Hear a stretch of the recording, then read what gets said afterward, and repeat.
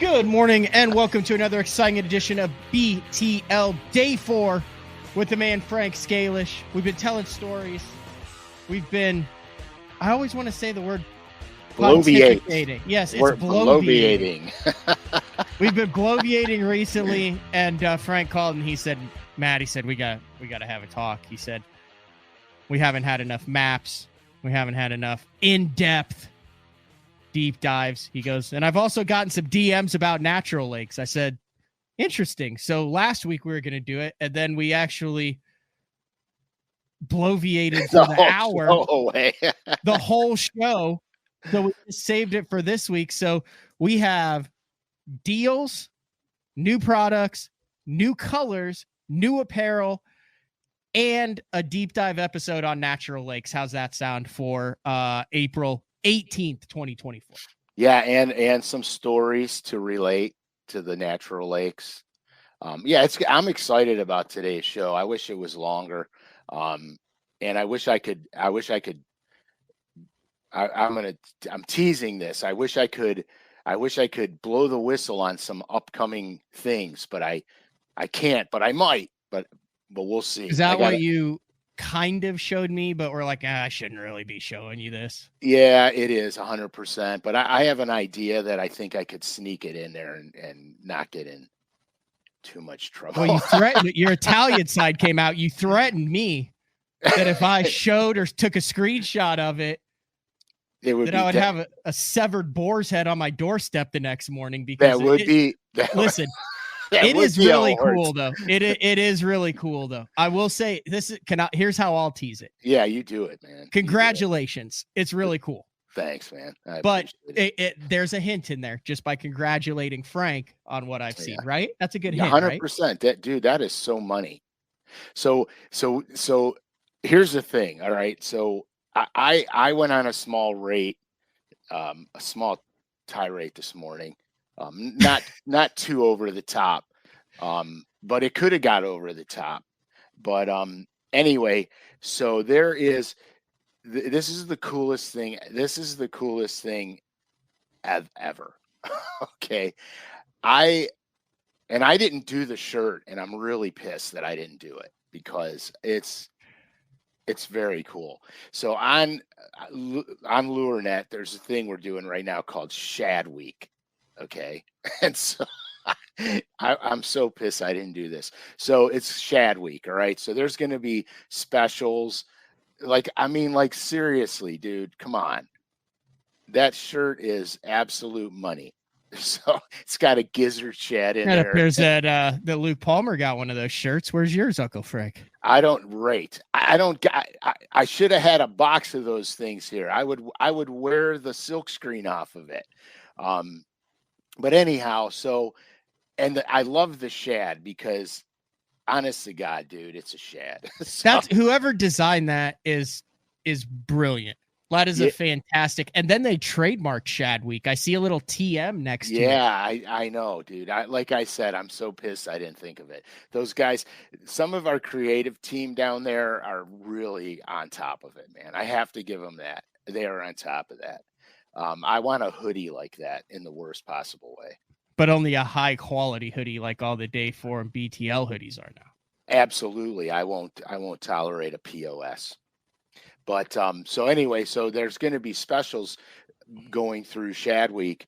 And the first special that they have, okay, so you guys remember a long time ago, I did a show with an old suspending Rattling Rogue. I took the chrome and blue one and I scratched all the chrome off of it. Yeah. That was one of the most viewed shows in Day 4 history. Right. So that bone color,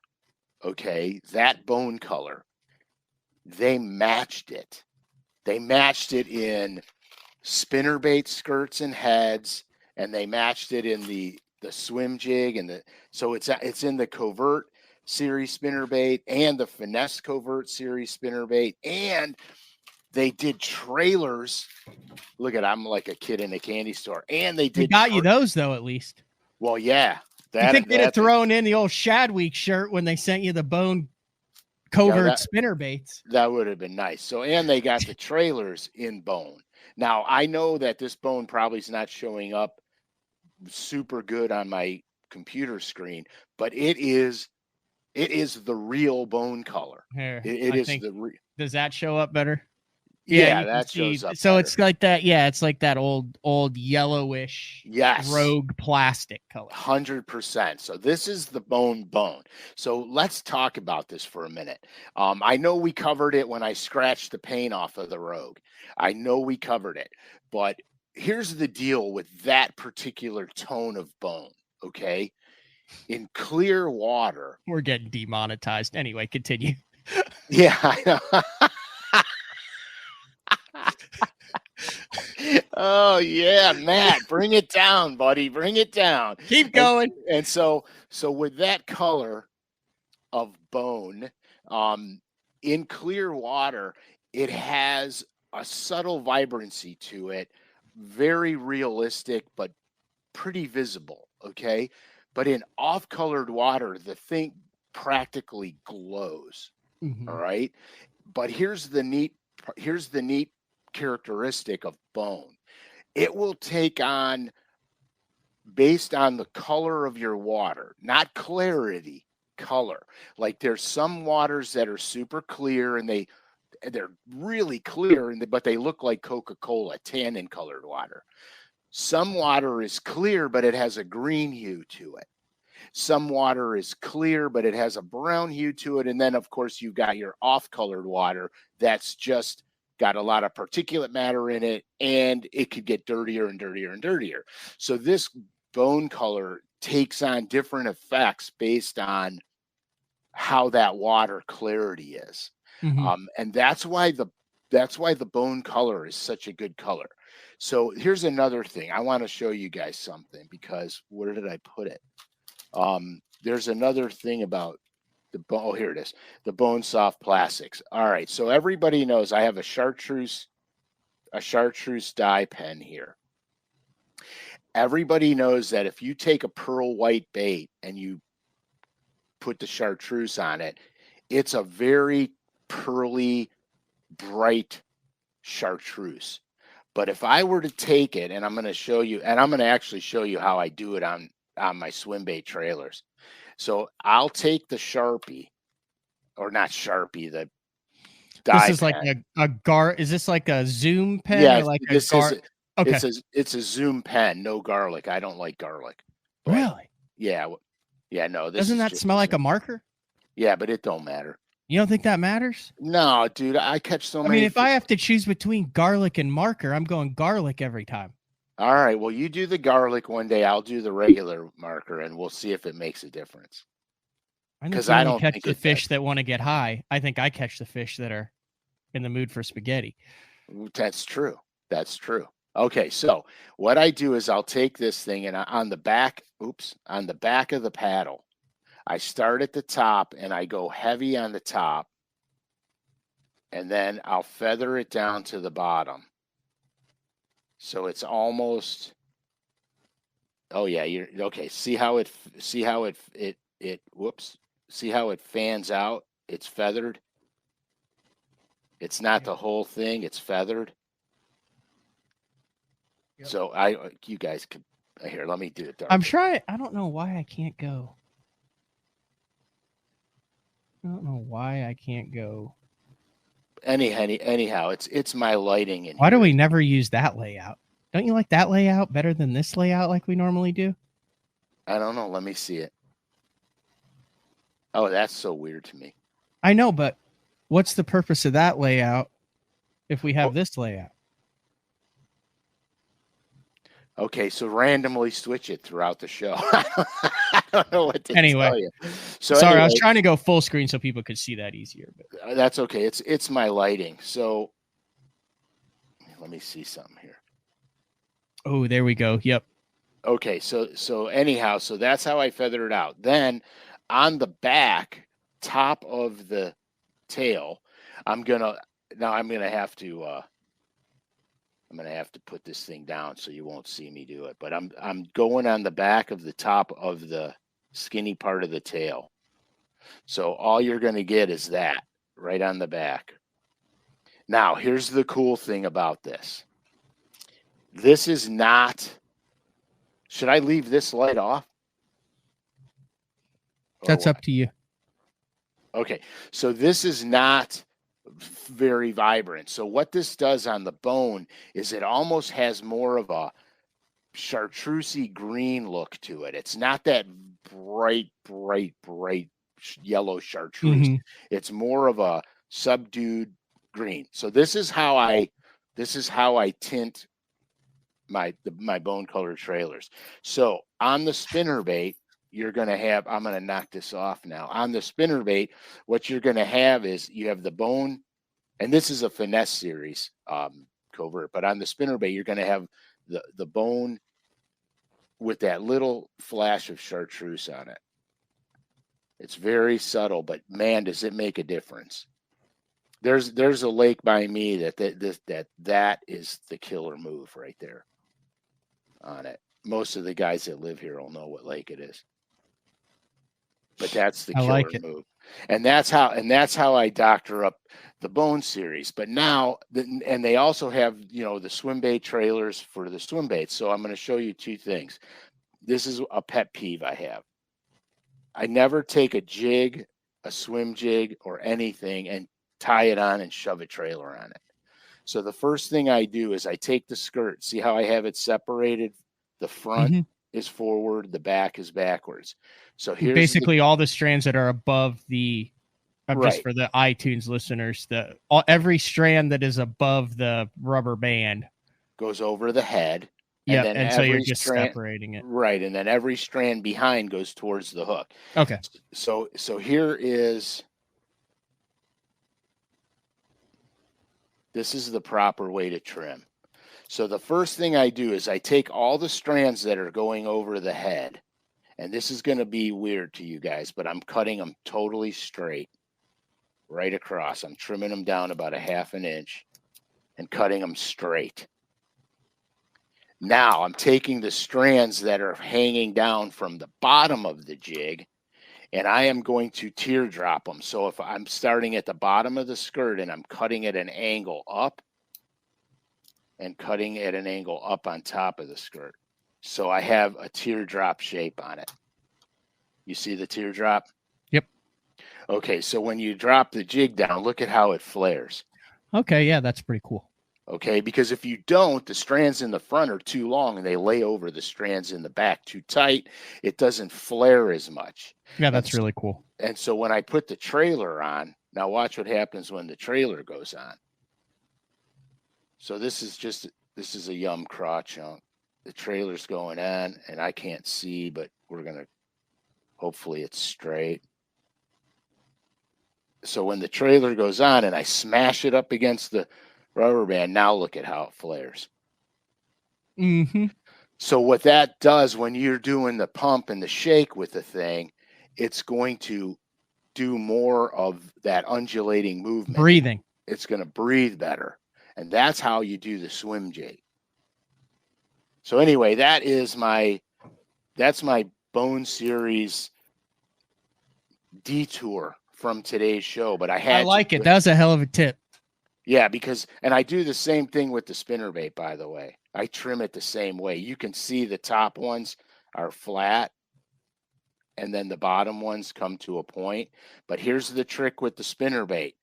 Do not have your bottom ones hanging far enough down that it interferes with the movement of your trailer. You want it above that, so your paddle tail swims. And those are my tips right there. And trust me, they work. Beautiful. Anyway. SHAD Week Bone Series, available now, lurenet.com. Use code capital BTL24 at checkout. Now, how much off do they get? 15% off regularly priced items. So yeah, and I think loyal listener. Now remember code. This. If there's a discount offered on the site already, the discount code doesn't work. Doesn't work. But anyhow, so that is. But I mean, dude, you with 15% off, the spinnerbaits are only $10. Trailers are only $3.49. So I mean, in today's day and age, if you can get a Hildenbrandt bladed covert series spinnerbait for $850. That's a pretty good deal. Oh, without a doubt, dude. I mean, I've never. Here, I'll be honest with you. I used to change all my spinnerbait blades out to Hildebrand blades, and Frank forgot to use the code. Remember last time you forgot Yeah, to use our code? I did it again.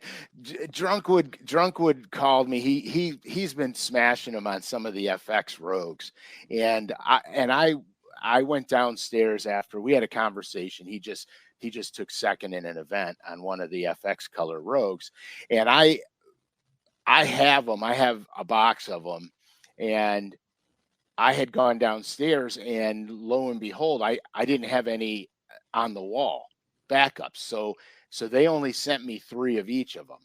Okay, and I had put them in my boat, and thinking that I'm going to get more, and I didn't get more. So Drunkwood called me, and he's like, dude, I got to get more of those rogues, blah, blah, blah. And I said, well, go to LureNet. How does he like, how many rogues is he going through?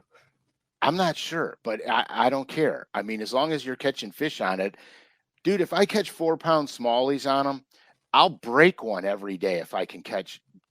That's true. That's true. So at any rate, so I go on LureNet, and they have stock in them. So I order a bunch of them. Okay. And I was in such a hurry to get my order in and then call Drunkwood and tell them they're still available on LureNet. I forgot to plug in the BTL code. And so I paid full price for them. So I called Drunkwood. I said, dude, they got them on LureNet. Get them right now, because I don't know how much stock is available. Get them right now. And don't forget to use the BTL code, because I just ordered $150 worth and forgot to do the code. And so he texted me back later on that night, a couple of laughy faces, and he said, I forgot to use the effing code too. That's the whole point of the code, is to show the value of BTL to LureNet so they can continue to sponsor day 4. Well, 100%. But you know what? I was in such a hurry, and I was so amped up because I don't have enough of them to last me. Yeah. So especially where I live, because we got a lot of pike here. And so you could lose one. You could literally make 5 casts and lose 4 of them. You know what I mean? So I literally, didn't have enough. So I was freaking out. Anyway, I was so excited that they still had them that I ordered them and just, click buy now right away. And then boom, over. I missed it. So yeah. Yeah. Come on, guys. Guys. This is my livelihood here. Use the code. Save money. Use the code, please. Benefits everyone. Code. All right. Deep dive. Natural lakes. So natural lakes. And then stay tuned, because you, at the end of the show after this, are going to tease it. And then you also have a major life announcement. Oh yeah, I forgot about that too. You can't say that. You can't.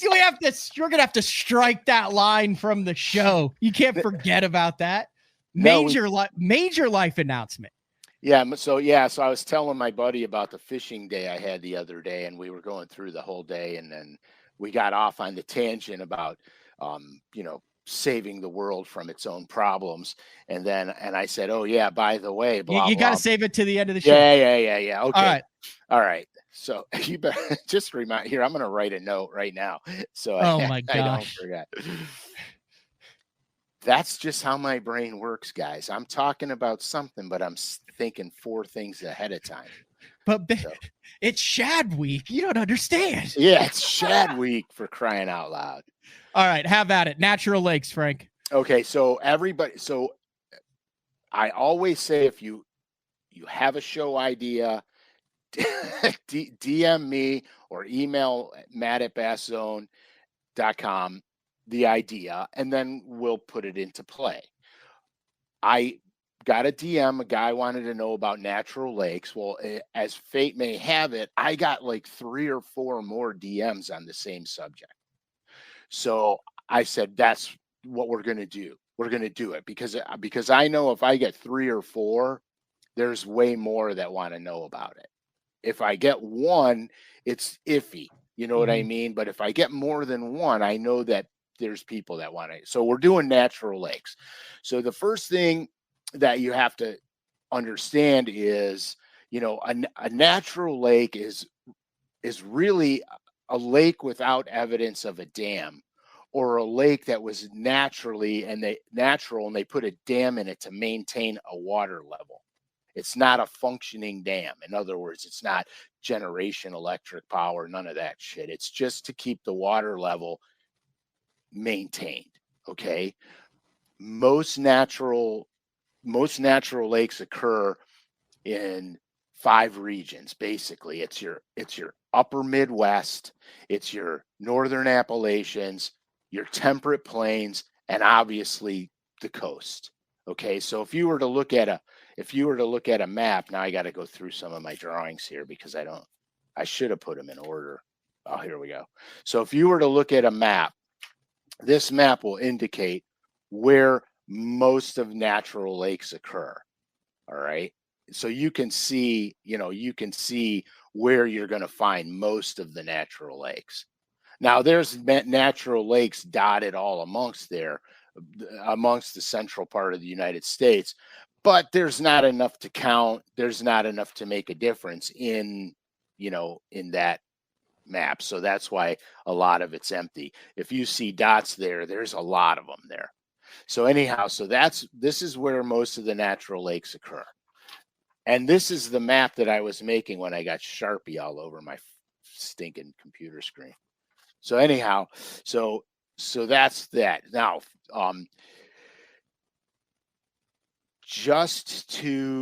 for the sake of this show, we're not talking about the Great Lakes.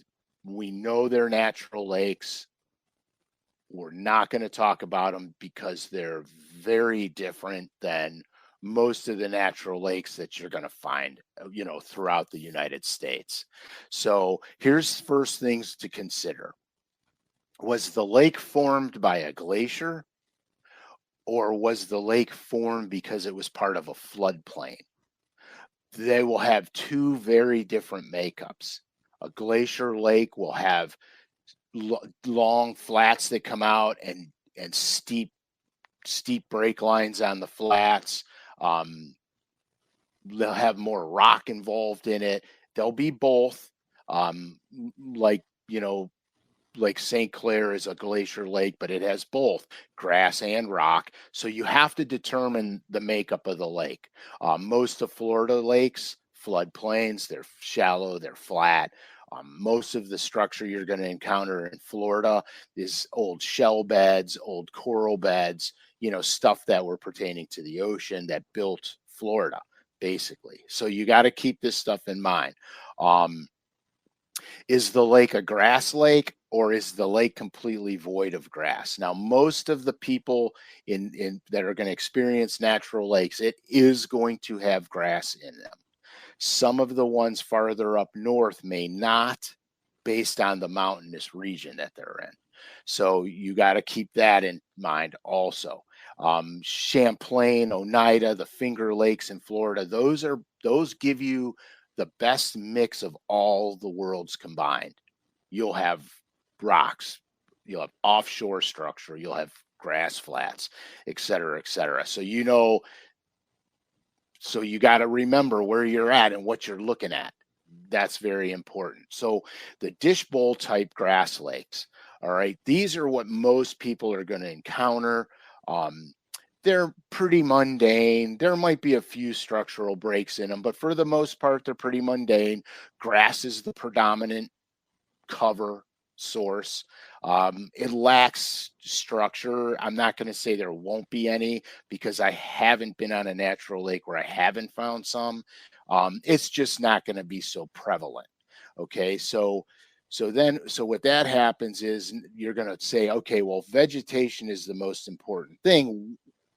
What makes this grass patch better than that grass patch? And the reality is going to be 2 things: bottom composition, and is there more than one specific type of vegetation in the area? What I have found on all these lakes, if I come in contact with 2 or more types of vegetation, that's usually holding the fish. The other thing I noticed about it is there are times when the bass will be grass specific, where they want coontail, or they want milfoil, or they want hydrilla, or they want rice, or bulrushes, et cetera, et cetera. They're going to, you can pattern the bass based on the different types of vegetation that are found in the lake. The coolest thing is what I like to do, because I like offshore fishing a ton. I can't get away from it. I always look for the deepest grass that's growing in the lake. That is going to tell you the main. You don't necessarily have to ever fish deeper than the deepest grass grows, and so that eliminates piles of water on these lakes. If you know the grass only grows down 8 feet, you don't have to worry about deeper. You follow me? So that's a trick. That's a good trick for if you're an offshore guy and you're fishing grass lakes. The other thing is, what I like to do is, and I say this all the time, every time we talk about any lake with grass in it, I always look for grass with rock or hard bottom outside the edges of it. And here's the thing: on these dish pan type, mundane lakes, you're going to encounter a lot of sand. Depending on some of the backwater areas, you're going to encounter mud and muck. And so what you want to do is you want to look for bottom composition. And generally speaking, sand to hard bottom is better than mud and muck, except sometimes in the spring, the dark bottoms warm up faster. So the bass that are back there already will be a little bit more active. Their bass aren't seeking out the muddy bottoms. It's just the ones that are already back there might have experienced a 2 to 4 degree water temperature difference and maybe a little more active. So here's what we're looking at.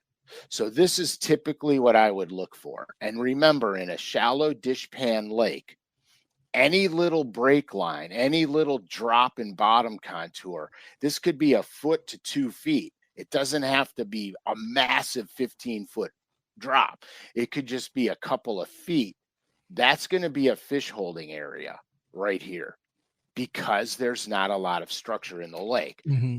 My favorite thing in the world to look for in grass is isolated rocky bottom right outside the grass edge.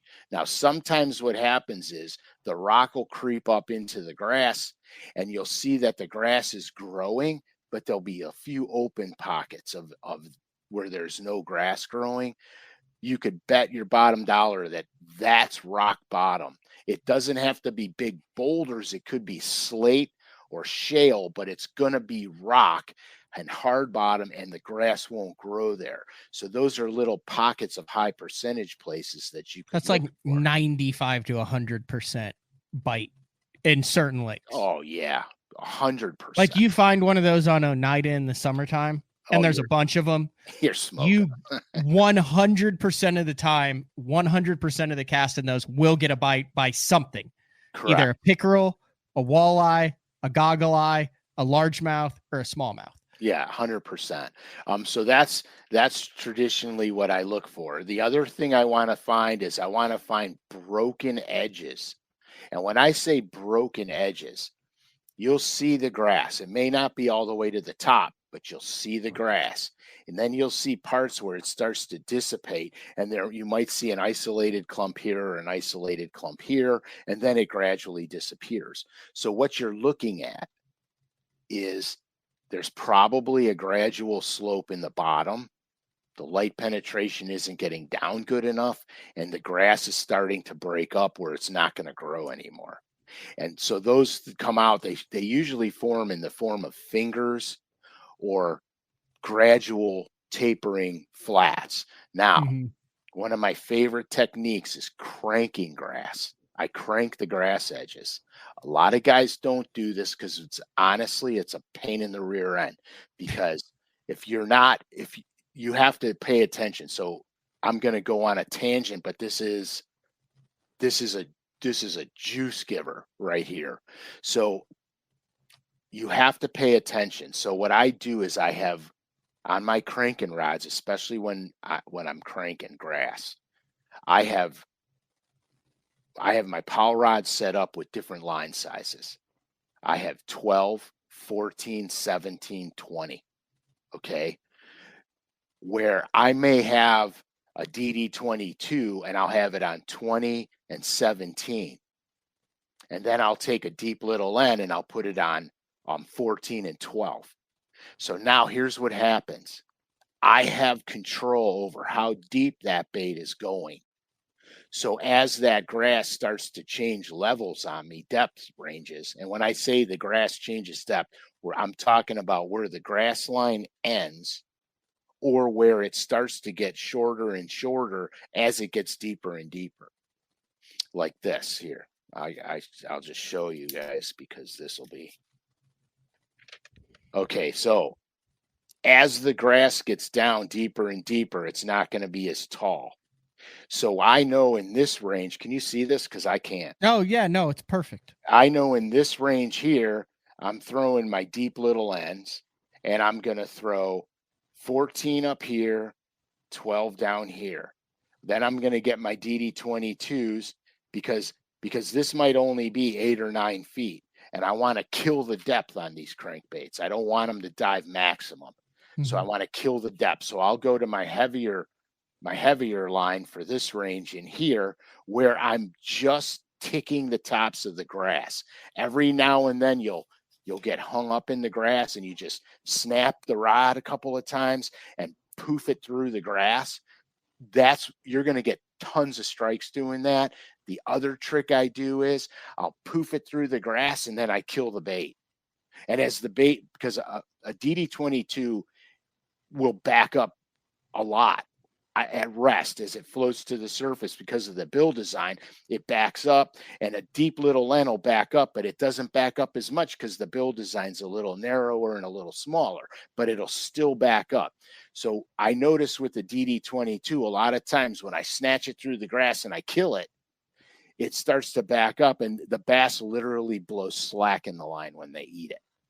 Now, out for this range out here, because this is going to be my deepest range in this particular body of water, this I'm going to put a DD22 on 12 because I need it to get maximum depth to reach the edge where the grass stops growing. And these are my crankbait tips, okay?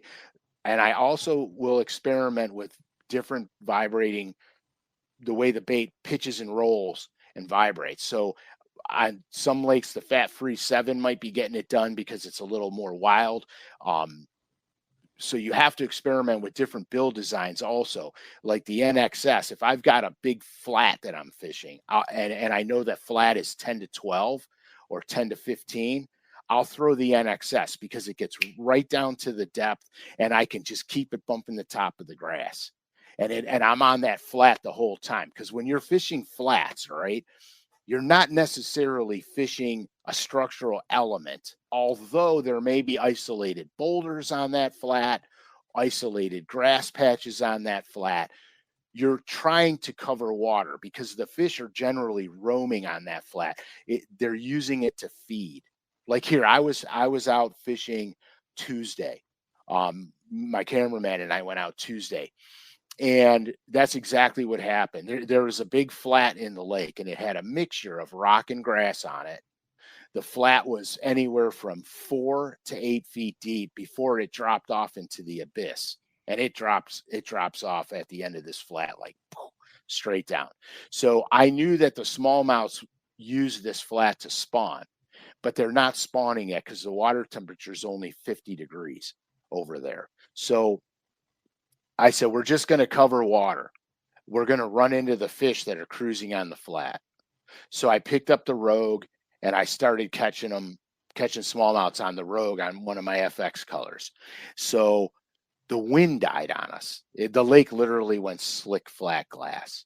And I'm like, well, the Rogue bite's over. We need wind. It's over. So I said, let's put some flick shakes on. I got a section of the lake we could go catch largemouth, and maybe the wind will pick up later. So we abandoned what we were doing and we ran out and we went largemouth fishing, and we were catching them flick shaking. And basically the whole trick to that was finding the isolated grass patches, not the big wafts of grass, even though it's all immature now because it's not grown up on this lake, but where there's sand and gravel mixed in and the grass is just growing in isolated clumps.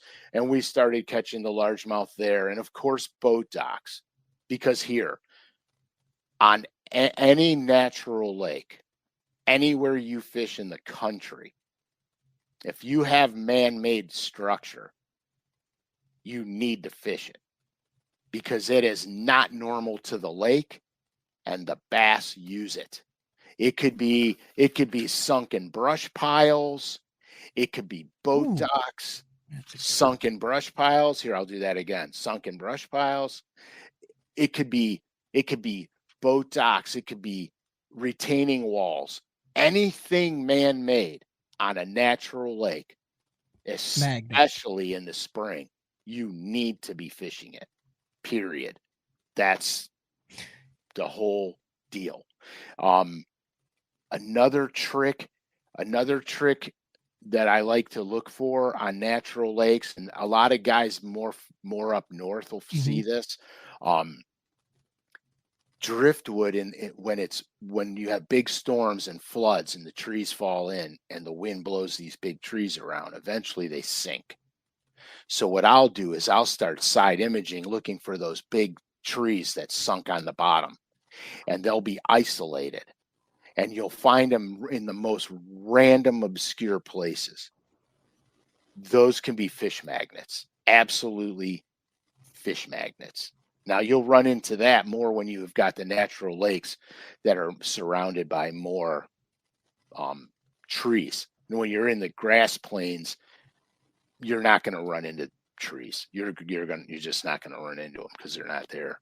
But that's really it. Like, back in the day, I had the worst time of my life fishing grass lakes.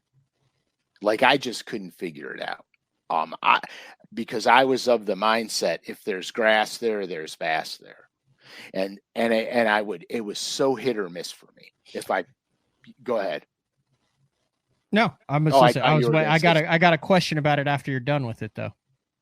Okay. So little by little, what I started to realize was there's always determining factors that make some areas of a grass bed better than other areas. And usually it's bottom composition, a high spot, a ditch or a drain, or rock. Something is different in that section of the grass, or it's more than one type of vegetation together. That's usually the deal breakers right there. Go ahead. Okay, so the man-made brush piles on natural lakes. I don't want to get into the legality of it on whether or not you should, but I'm thinking like Minnesota, New York, on these natural grass lakes. Right. It's and you mentioned anything man-made on natural lakes, but in my experience in talking to people there, like, guys don't go sink brush piles on Oneida. No, the reason being is there are some sunken brush piles on Oneida. I found them. Okay. But the reason being is there's so much, especially Oneida and Champlain, there's so much good fishable structure. You don't need it? You don't need it. If you get on the right pattern, depth, type of vegetation, rock, whatever. Okay. If you're on the right pattern, you could literally run blind and run the pattern and catch fish. Champlain's probably been the most effective lake for me to fish for some stupid reason. I think I've got, I don't even know. I don't know. I've got like 3 7th and 8th place finishes, 2nd place finish. I've just got a lot of. Could you imagine going out there with what your bass tank setup is now? Dude, it'd be like No, a whole different lake. dude, I am freaking out already using it. Like here. All right, so I have to give a shout out to the tank for helping me get everything set up on my boat, and of course Frankie for rigging everything for me because Yeah. I couldn't. The guys at the tank wanted to rig the boat for Bass me, tank, the bass tank. the bass tank. The guys at the bass tank couldn't.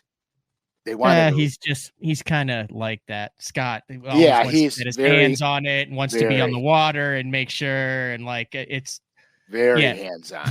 Practicality goes out the window when it comes to wanting to make sure that someone's right. And I boat is rigged right. And I love that about them. Mm-hmm. I absolutely love that. But I couldn't drive all the way there just to have the boat rigged. You know what I mean? It's too basic much. Too. 1 unit, 134 transducer. That's it. Right. It was it's not basic. Like Frank's doing a 7 screen up front with 9 transducers. Yeah, 100%. It was too basic. So I couldn't do it. So I said, I'll do it. Just let me know what I need to get and I'll get it. And then I'll do it. And then of course, I went to Frankie's house, which is a lot easier to drive because it's, an hour and 40 minutes instead of 15 hours. So, yeah. But here's why I love it so much. Okay.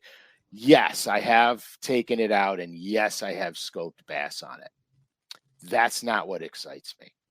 What excites me is when I'm fishing the grass edges that I talk about so much, my accurate casting is almost 80% where I make the right cast first. Now, every now and then I'm going to cast in too high of a grass area, but that's just because you don't see everything. If the wind's blowing around, you're just scanning, you go, there's the grass edge, and you make the cast. You might have missed a finger of grass sticking out a little bit farther. So about 80% of the time I'm making the most accurate cast right off the rip, which is way more effective than the way I used to do it. I used to fan cast the edge of the grass where I assumed it was going until I stopped burying my crankbait up in the grass. And so that's one of the things I like about it. The other thing I like about it is when I stroll up on a brush pile, I can see the brush pile. Mm-hmm. And I can cast right in it, first time right in it. I know I'm hitting it. I'm not to the right. I'm not to the left. And of course, if I see fish suspending off the right or the left, I can pick up my jerkbait or my crankbait or my Demiki and swim it down there and catch the ones that are not in that brush pile.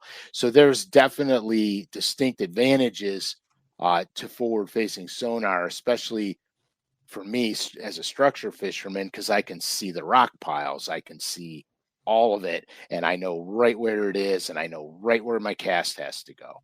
So it's not, if you think the only advantage of that, of that type of technology is to go in the middle of the lake and scope bass, you're missing a whole nother way to fish with it completely. So yeah, I mean, here the other day we slaughtered them, and I didn't cast that one fish that I saw on forward-facing sonar. But back to the brush piles, would they even get, like I said, throw what you can and can't legally do? Right. Should a hardwood brush pile end up in the middle of Champlain, would those fish even migrate to it? Would they get on it? Or would it? Okay, that's a really good question, Matt, because random brush piles attract random fish. If you put the brush pile in the proper place, you're putting it in their migration zone, and they'll stop there and they'll use it. Even if it's in grass. Even if it's in grass, as long as as long as the grass doesn't choke the whole thing out. Although if it does, you could punch it. Then why is it not up there? Because I don't care who you are or what you are. If those things are that effective, there's gonna be brush piles all over there. Guys are gonna find a way to get some wood in the water. Well, because a lot of those lakes are so prolific and have such good fishing in them, you don't need that to attract the bass and hold them there. I shouldn't say attract the bass. I should say hold It's them unnecessary work. Yeah, it's very unnecessary. Because you can catch them without it. That makes more sense. So like in Oklahoma, you go out on a grassless, featureless rock lake, and it's very hard to pinpoint the fish. But if you drop a pile, you could go, okay, the fish are going to be here. You can do that on those natural lakes and still catch fish without going through the process. Now, this is a good question by Brett Anderson, which as we wrap up the final 15 minutes of the show, something we're doing each and every show now is a 10-minute it's not a power hour if it's 10 minutes, but rapid fire questions. And I also do want to before we get into that, talk about the color number 7 that we are giving away, this week's winner for the color number 7. So this week we will announce the winner next week, because this is going to come from what you deem to be the best comment or question on this show. So if you're watching this as a replay on this show on YouTube and you subscribe to the BTL channel, the best comment or question from this show that will be up on April 18th, the winner of the color number 7 will be selected on. So what did you say? April 18th? April 25th. Yeah, that's today, next week. Yeah. Today's so April 25th we announced. Yeah. So you have to have your comments in by April 24th, because we're going to have to record a show, because I will be at the Bass Cat owners meeting doing a live show on the 25th, which I just realized looking at my calendar right now. Okay. Which also means I only have a week to get ready. So by the 24th, between the April 18th and April 24th, best comment on YouTube, comment or question on YouTube for Uncle Frank wins that one. I'm writing notes like a madman. Okay. All right. So where are we at? We're taking questions. Yes. And Rapid the fire. first question is from Brett Anderson, who said, how do cribs compare to brush piles? Well, cribs are also really good, and they'll be in different depths of water also. There's cribs on Lake Erie, in fact, not that we're talking about the Great Lakes, but there's cribs on Lake Erie, and some of them were made for intakes, to protect the intakes and stuff like that, and some of them were put underwater. Well, I don't think they were supposed to be underwater, but the lake level changes from time to time, and they're a little bit shallower. Cribs are really good. Depending on where they're located in the lake will determine what season they're better at. Some of the shallower ones are way better in the spring, so you'll want to keep that in mind too. Doug, going back, wants to know when you were talking about when you were giving out, are you throwing parallel or perpendicular? Like where is the cast angles on what you showed before? All right, so here we are. So if I got a gradual tapering transition like this, yep, and I don't know if the bass are in which zone the bass are at, I'm going to cast almost perpendicular to that. I want my crankbaits to run down the break. But if I know the bass are concentrated in a certain area, then I'll parallel that area and I'll fan cast that way on it. So you'll checkerboard it almost like the graph paper. Yeah, 100%. You have to. If you have a definitive grass edge where it's a definite line, I'm paralleling it. The starker the grass edge, the more parallel I'm going to be to it. The more gradual it tapers, I'm going to pick an angle till almost perpendicular with it. So I might start out at 45s or even 60-degree angles, and then I'm going to gradually go till I'm perpendicular, casting, T-boning it. It just depends. But if it's a vertical grass edge, I'm always paralleling it. Always paralleling it. This is interesting. I was out graphing recently, found some 3-inch wooden fence posts hammered into the bottom in the middle of a flat. Probably going to be a weed bed later. Thoughts? Yeah, somebody probably put those in as crappie mats. Okay. What they'll do is they'll take furring strips, 1x1s, 2x2s, and they they pound them in, or they put them on pallets and then sink the pallets, and there'll be vertical stakes, and the crappies love them. And then you could, because there's nothing, no cross members and stuff like that, you can easily get your crappie lures and crappie jigs through all the stakes that stand up. I ran into that a ton on Kentucky Lake. Yep. A ton. There's a million crappie mats, and they range from super shallow where the posts are sticking out of the water all the way down to 15 or 20 feet deep. And here's the weird thing, speaking about Kentucky Lake. The first time I ever fished Kentucky Lake, there was no grass on it. And brush piles were the deal. They were the deal. Some years went by, I went back to Kentucky Lake, and it was loaded with grass. The brush piles didn't mean crap. The bass were relating to the grass. So just food for thought. Have you seen what's happening on Kentucky Lake? That depends on what you're. There's a college tournament going on right now. No, I on didn't see that. Bassmaster. Look at this.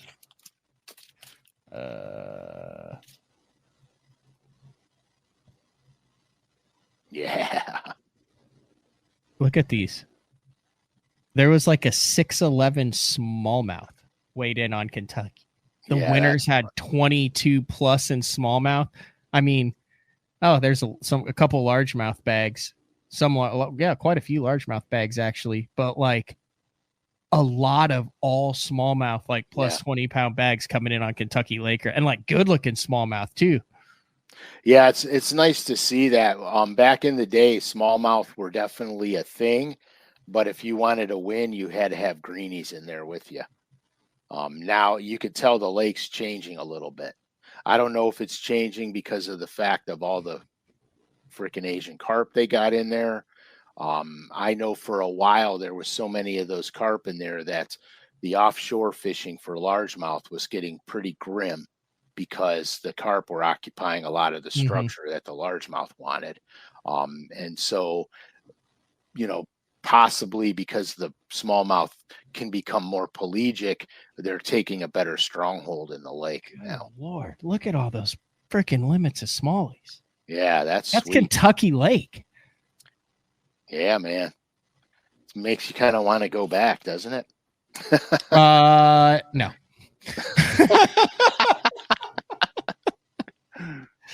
Last time I fished Kentucky Lake was a Toyota Series in 2019. I had 5 keeper bites in 2 days. I cashed a check in 30th place. Wow. That's how rough it was. I had 4 the second day and 1 the first day, and finished 30th out of like 200 boats. Man, alive. Well, that could have been the prime of the prime of the Asian carp. Yeah, did you experiencing them jumping all over the place when you were running? Experienced, yeah, and then I also experienced like you literally could not. I was like fishing this flat, and I thought I lost one a couple times, and it turns out like it was so thick with Asian carp. They were just like every line. Yeah, like, and then you'd snag one. All right, another question. Ohio River question from Derek. Is there a point at which the current actually starts slowing down when it's flooding, when the river's at its crest? It seems slower than just a few feet flooded. Okay, the current's actually not slowing down. What's happening is the higher the water gets above any kind of structural element that could create an eddy or a funnel zone, it's getting so high above it that your eddies will look slow and swirling instead of, if the water's low, they're faster and swirling. So what you're seeing is the surface of it. It's just spreading out how that current's behaving. But no, unless they stop the flow from upriver, it's not going to slow the current down. As long as they're keeping it flowing, the current's going to be the same. But here's a trick on the Ohio River. When it's flooded, you need to fish all the eddy areas as far up as you can go with it, even behind the locks. When you get behind the locks that go up, I've had some of my best smallmouth days when that place was completely flooded, fishing the locks behind where you go up into the lock, not where the water's a torrent coming down, but where it eddies around and it's in the shipping lane in the lock. I've crushed them in there doing that. That's some good stuff. Life update. You ready for the life update? Oh yeah, heck. You can't forget things like this, Uncle Frank. Oh my God. This is something that you don't just forget. It's not like, oh, we forgot the BTL code. Oh, I forgot a box of Ned heads at the house. This is not on that same level. Well, I am now a grandfather. My son Noah and his wife Sydney gave birth to a little baby girl whose name is Francesca, and they're going to call her Frankie for short. So another Frankie Scalish? Yeah, but a female version. Yeah, but Frankie's a Frankie. Yeah, you can do a Frankie is either way. Yeah. So that is what happened. Grandpa Frank. That's your first grandchild. Yeah, first one yesterday. Congratulations. Thanks, and I got to give a congratulations to them as well. I like how yesterday you told me, and I was like, "Oh, that's cool," and you're like, "Yeah," and then you're like, "Hold on, let me check the phone. Yeah, everything's good," and then we just went right back to the conversation, and then we hung up, and I was like, "Wait a second, that's a big deal." Oh yeah, it is a big deal, and it was so funny because my buddy Troy called me and I was talking about the fishing day I had Tuesday, and so we were going over all that, and then we started to solve life's problems, and I said, "Oh yeah, by the way, dude, I'm a grandfather." He goes, "You told me 10 things before you told me that?" Which yeah, that's great, man. That's so great. Yeah. Are you now Grandpa Frank instead of Uncle Frank? Who the hell knows? I don't know. I'll answer to anything as long as there's a Frank in it. Thanks you guys for all your well wishes. But you know what's funny? I don't know how you want to end the show. Let's end the show on Grandpa Frank. We'll end the show there because at least I didn't forget. Yeah, no kidding. I don't forget. I just, there's a lot going on up here. And so some things just, I skim over them. You know what I mean? Papa Frank.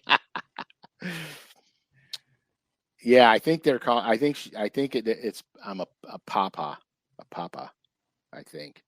Well, that's exciting. Yeah, it's really cool.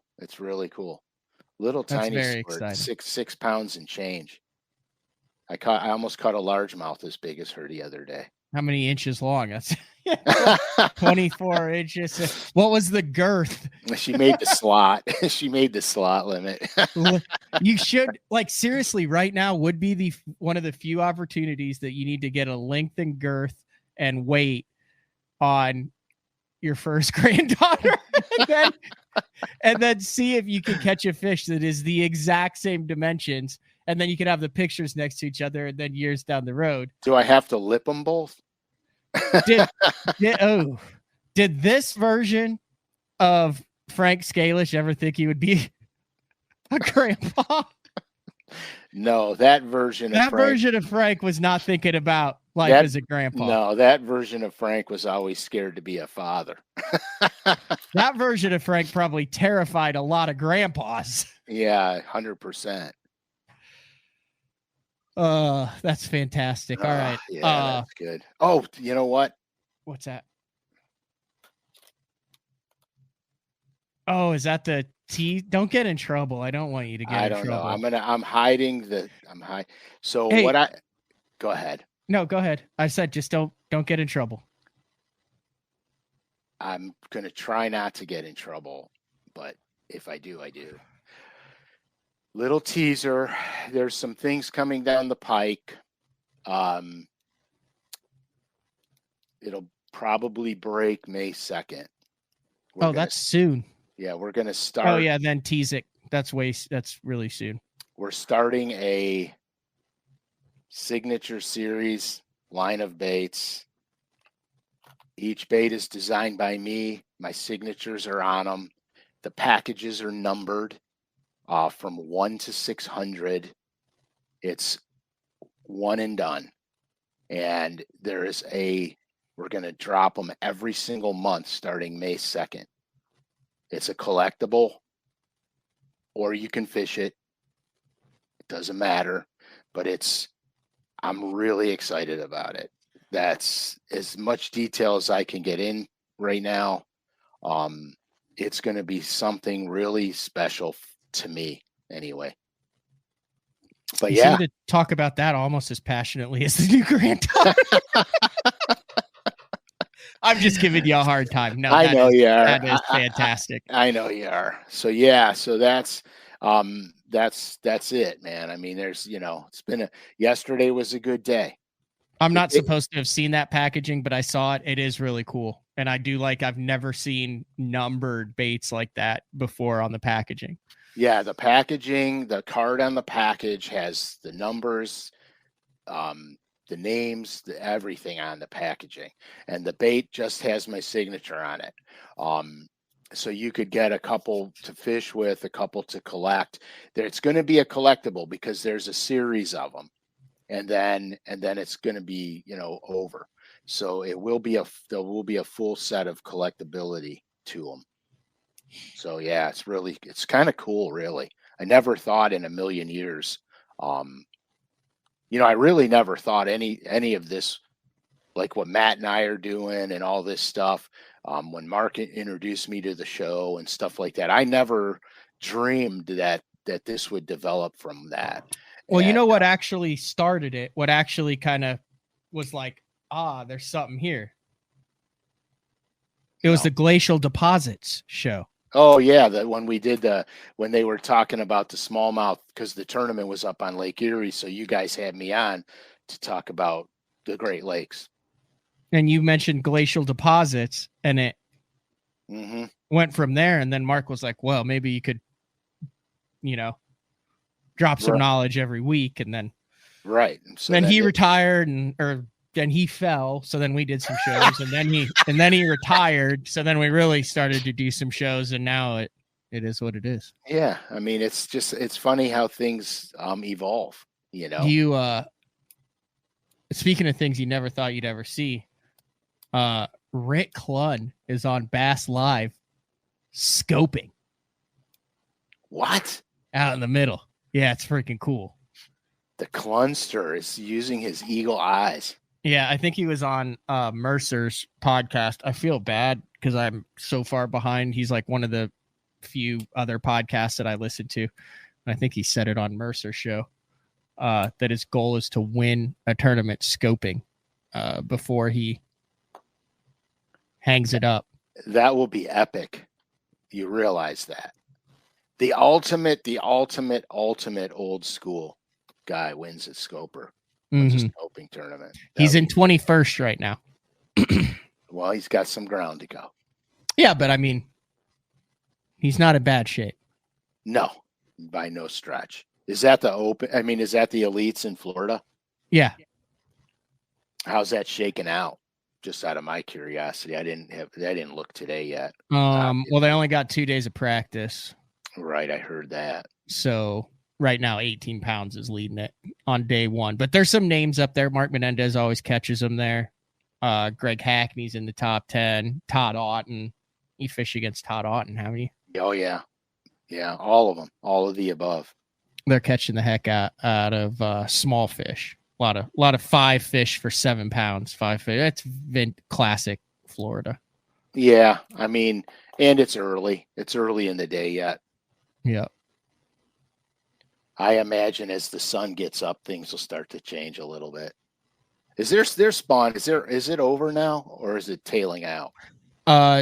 Tailing out. There's still a few fish on beds. I think John Cox was targeting a few, and some of the guys who spawn are targeting a few. I think that's wild in Florida. I mean, you can fish for spawners 6 months out of the year if you really want to. Yeah. Depending on where you go and what you find.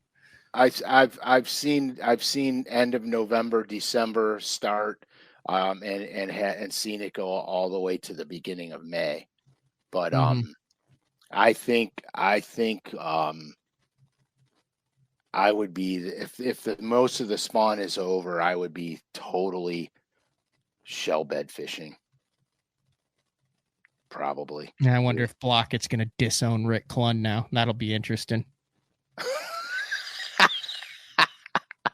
Are you just lobbing up a softball for me to hit out of the park? I don't know. Because I just, it's a tool that we have to our trade, and if you don't master it, then you end up posting 6 times a day bitching about it. Right. Well, the thing is if you're a professional tournament angler and you don't embrace this, yeah, then you've only got a chance to do good in a handful of tournaments.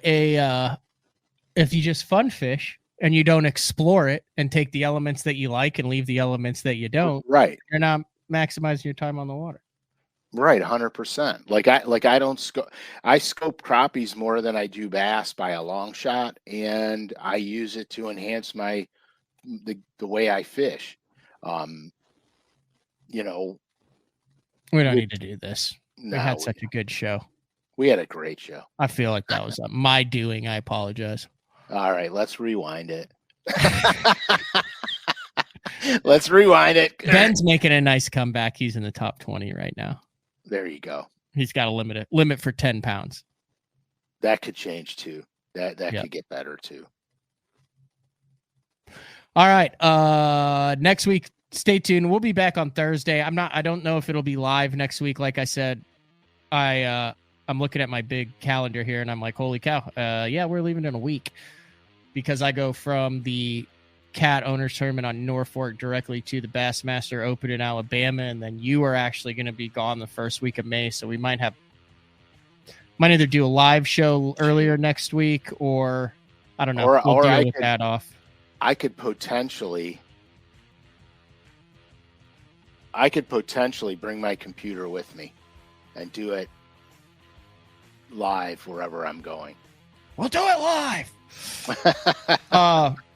Well, that doesn't work because on May 2nd, I will be on Logan Martin practicing. Okay, so you and I have to get together and figure out when we're going to record all these. Yeah, because there's a bunch of stuff dropping that we have to make sure. Oh, yeah. There's things happening. We'll have to do some coordinating. Just, you know what? I'll just have my people call your people, and then they'll figure it out. Perfect. Does that work? Which basically means Matt's going to call me later. This has been another edition of Day 4 with the man Frank SCALISH, Natural Lakes, and grandfather. And a grandfather. The importance of those, not in that order. It would go grandfather, Shad Week, Natural Lake Show. Perfect. All right, we'll talk to everybody next week. See ya.